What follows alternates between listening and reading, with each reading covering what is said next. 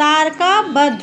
स्त्री के रूप में तारका एक घोर पाप है और पाप को नष्ट करने में कोई पाप नहीं होता। हे राम, तुम इस पापनी का संहार कर दो। प्रातः काल स्नान, संध्या उपासना आदि कार्यों से निवृत्त होकर राम और लक्ष्मण गुरु विश्वामित्र के साथ सरिता तट पर पहुँचे। एक वनवासी मुनि ने विश्वामित्र के साथ 2 कुमार बालकों को देखा तथा उनका परिचय प्राप्त कर वे एक छोटी सी सुंदर नौका लेकर आए और विश्वामित्र से बोले, हे मुनिराज, आप इन राजकुमारों के साथ इस नौका पर बैठकर सरिता पार कर लीजिए। विश्वामित्र जी ने उस मुनि को धन्यवाद दिया और राम तथा लक्ष्मण के साथ नौका पर सवार हो गए। इस प्रकार वे सागर से मिलन की आतुरता में कलकलनाद के साथ दौड़ती जा रही उस नदी को पार कर गए। नदी के उस पार एक भयानक वन था। उस वन को देखकर राम बोले, गुरुदेव, यह वन तो बड़ा भयंकर है। सभी ओर से सिंह, व्याघ्र आदि हिंसक पशुओं के दहाड़ने और हाथियों के चिंघाड़ने की ध्वनि आ रही है। जंगली सुअर, भालू, वन भैंसे आदि वन्य प्राणी भ्रमण करते दृष्टिगत हो रहे हैं। वृक्षों की सघनता के कारण सूर्य का प्रकाश इस वन के भीतर घुसने का साहस नहीं कर पा रहा है और इसी कारणवश चारों ओर अंधकार हो रहा है। इस अति दुर्गम वन का क्या नाम है?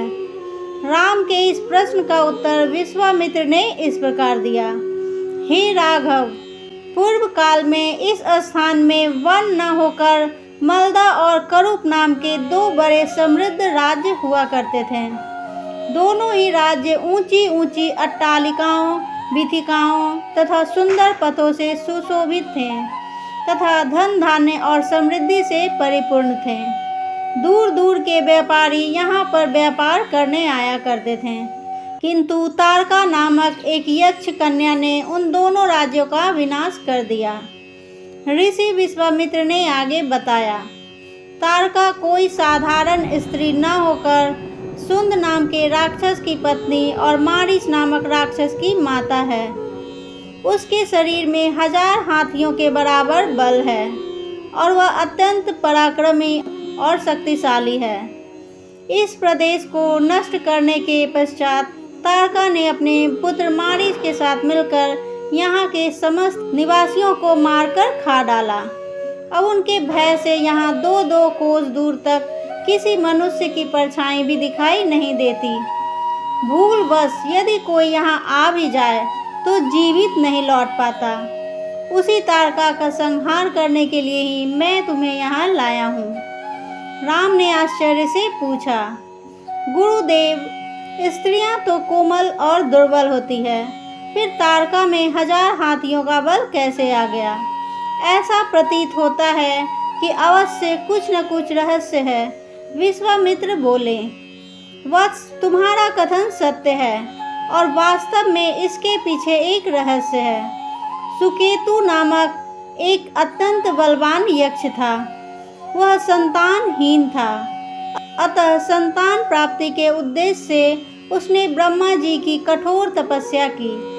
उसकी तपस्या से प्रसन्न होकर ब्रह्मा जी ने उसे संतान होने का वरदान दे दिया। परिणाम स्वरूप तारका का जन्म हुआ। सुकेतु के द्वारा तारका के अत्यंत बली होने का वर मांगने पर ब्रह्मा जी ने उसके शरीर में 1000 हाथियों का बल दे दिया। विवाह योग्य आयु होने पर सुकेतु ने तारका का विवाह सुंद नामक राक्षस से कर दिया और उससे मारीच का जन्म हुआ। मारीच भी अपनी माता के समान बलवान और पराक्रमी था। वह सुंद राक्षस का पुत्र होकर भी स्वयं राक्षस नहीं था, किंतु बाल्यकाल में वह बहुत उपद्रवी था। ऋषि मुनियों को अकारण कष्ट दिया करता था। उसके उपद्रवों से त्रस्त होकर एक दिन अगस्त्य मुनि ने उसे राक्षस हो जाने का शाप दे दिया। अपने पुत्र के राक्षस गति प्राप्त हो जाने से सुंद अत्यंत क्रोधित हो गया और अगस्त्य ऋषि को मारने दौड़ा। इस पर अगस्त्य ऋषि ने शाप देकर सुंद को तत्काल भस्म कर दिया। अपने पति की मृत्यु का बदला लेने के लिए तारका भी अगस्त ऋषि पर झपटी। इस पर अगस्त ऋषि ने शाप देकर तारका के सौंदर्य को नष्ट कर दिया और वह अत्यंत कुरूप हो गई। अपनी कुरूपता को देखकर और अपने पति की मृत्यु का बदला लेने के लिए तारका ने अगस्त मुनि के आश्रम को नष्ट करने का संकल्प किया है। अतः हे राम, मैं तुम्हें आज्ञा देता हूँ कि तुम तारका का वध करो। तुम्हारे अतिरिक्त इसका वध कोई भी नहीं कर सकता। अपने मन से यह विचार निकाल दो कि यह स्त्री है और स्त्री का वध मैं कैसे करूं। स्त्री के रूप में यह एक घोर पाप है और पाप को नष्ट करने में कोई पाप नहीं होता। समस्त संशय को त्याग कर मेरी आज्ञा से तुम इस पापनी का संहार कर दो। राम ने कहा, गुरुदेव, आपकी आज्ञा मुझे शिरोधार्य है। समस्त मानवों के कल्याण के लिए मैं अवश्य ही तारका का वध करूंगा। इतना कहकर राम ने अपने धनुष पर बाण रखकर उसकी प्रत्यंचा को कान तक खींचकर भयंकर टंकार किया। टंकार से उत्पन्न ध्वनि से समस्त वन प्रांत गुंजायमान हो उठा। वन्य प्राणी भयभीत होकर इधर उधर भागने लगे। इस प्रकार की अप्रत्याशित खलबली मची देखकर तारका क्रोध से भर उठी।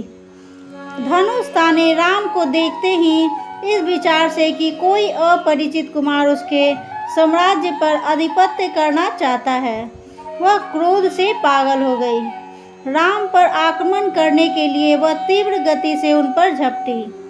तारका को अपनी ओर आते देखकर राम ने लक्ष्मण से कहा, हे सौमित्र, तार के वृक्ष जैसी विशाल और विकराल मुख वाली इस राक्षसी का शरीर कितना कुरूप है।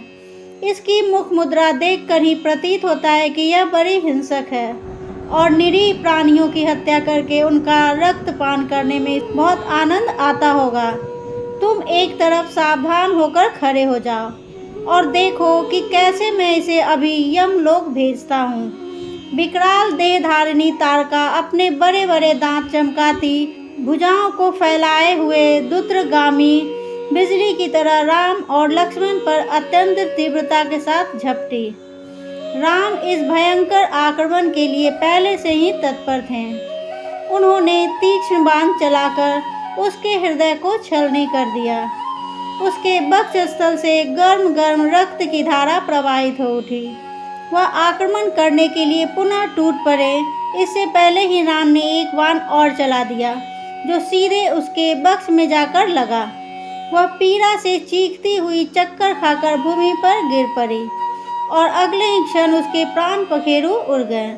राम के इस रण कौशल और तारका की मृत्यु से ऋषि विश्वामित्र अत्यंत प्रसन्न हुए। उनके मुख से रामचंद्र के लिए आशीर्वचन निकलने लगे। गुरु की आज्ञा से वहीं पर सभी ने रात्रि व्यतीत किया। प्रातःकाल उन्होंने देखा कि तारका के आतंक से मुक्ति पा जाने के कारण उस वन की भयंकरता और विकरालता समाप्त हो चुकी है। कुछ समय तक उस वन की शोभा निहारने के उपरांत स्नान पूजन से निवृत्त होकर वे महर्षि विश्वामित्र के आश्रम की ओर चल पड़े। दोस्तों, मेरी वीडियो पसंद आ रही है तो इसे लाइक करें, शेयर करें, सब्सक्राइब करें। तब तक के लिए थैंक्स फॉर वॉचिंग।